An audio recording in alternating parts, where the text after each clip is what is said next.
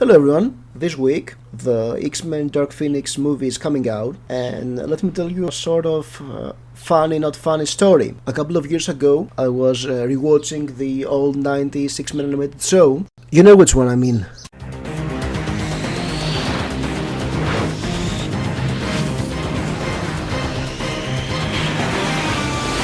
In case you didn't press like exactly when the theme started to play, I'll play it one more time for you to press like.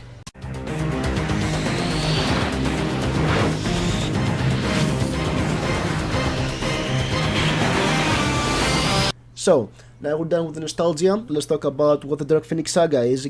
It's one of the most classic storylines in the X-Men run, the iconic Chris Claremont run. For those who are not aware of the story, it ran between the issues 101 and 138 of the Uncanny X-Men, and there have been many adaptations of this story. Apart from the comics, there was also the Dark Phoenix Saga in the animated series, as I've stated before, and there was also a movie called X-Men Last Stand that was panned by almost everybody, and there is also another movie based on the Dark Phoenix Saga coming out, and I had a video about why I believe this adaptation will also be bad. But we're talking about the good adaptation here, and about the original comic Saga, because they're almost identical. There's a bit of a difference in the ending between those two stories. For those who are not aware about what happened in this story, we had Jean Grey dying. She was exposed to cosmic radiation when the X-Men aircraft, the Blackbird, had to re-enter the Earth's atmosphere without shielding, so she trapped everybody in a safe chamber and piloted the plane herself, but she was obviously not shielded from the radiation. The Blackbird crashed into the sea, and everybody thought she was dead, but an unknown cosmic force saved her. It made her come out of the sea in a nimbus of energy, and soon she discovered that she controlled the Phoenix Force that made her omnipotent, but also it had a will of its own. In the original Phoenix Saga, in the early issues, in issues 101 to 138, she saves the universe by whatever. I won't explain it. She has to fight the evil heir to the Star Empire of the CR to do that, and that's one of the many important stories that was not exactly translated very often, because the movies don't do the cosmic stuff, unfortunately. And during the issues 129 to 138, in 1980, she falls victim to the evil Hellfire Club, and that's the Dark Phoenix Saga. So as you can see, there are lots of issues. There are almost 40 issues in this storyline, and that's why it's very hard for a movie to establish all this lore, all this character building, and that's the same. So Hellfire Club is an organization of very powerful and rich people. There's a secret council in them that are mutants, and they want to turn the Phoenix Force into their tool.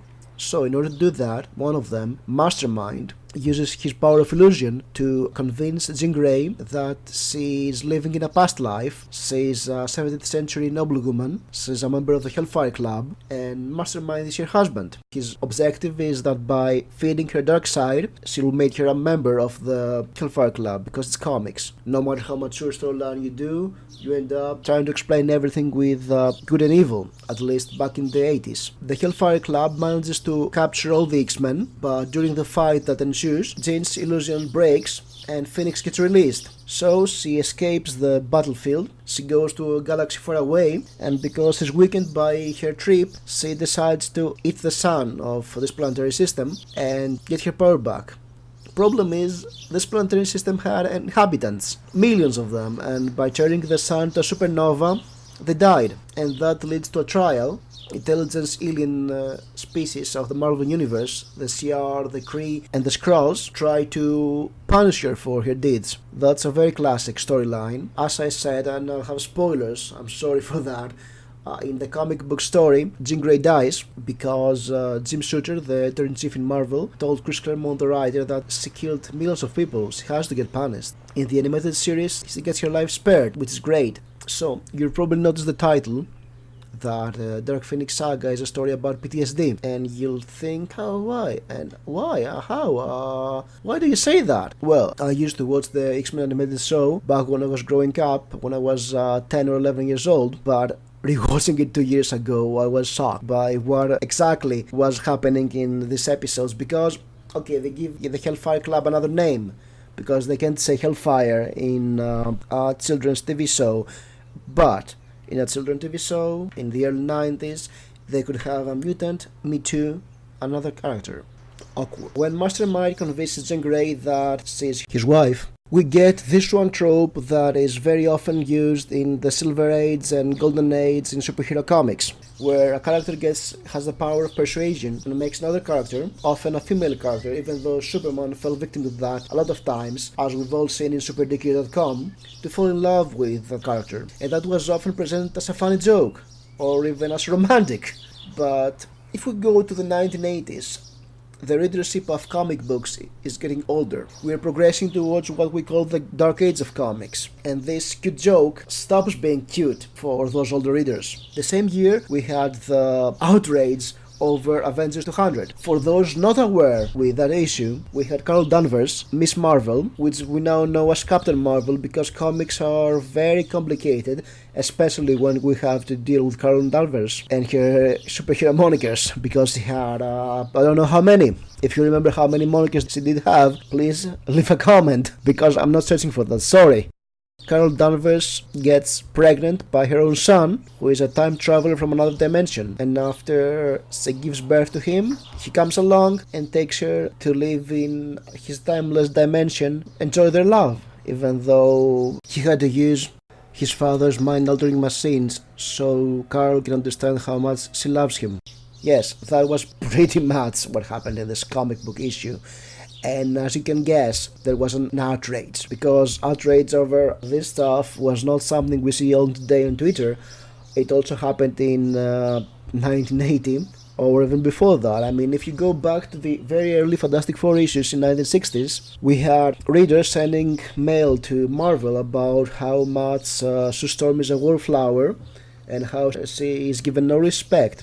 So, Stan and Jack made her the most powerful member of the Fantastic Four to compensate for that. And it's weird that comics are still this way after 50-something years. So, if you read the Dark Phoenix Saga, having been exposed to those outrage, to think pieces about that, you see pages where the evil Jean Grey, the Black Queen of the Hellfire Club, is making out with the Wingrave, Mastermind, and she feels weird about that, like something is off. And when the hypnosis breaks, she punishes Mastermind. She makes him be trapped in his own illusions. And after that, she escapes. She runs away blindly. She pretty much says that I have lost all sense of self. Her more animalistic side takes over, and that's post-traumatic stress, losing control, losing sense of identity, running away, doing stupid stuff like destroying a planetary system and killing millions of people. So Jim Shooter was kinda wrong in this case, because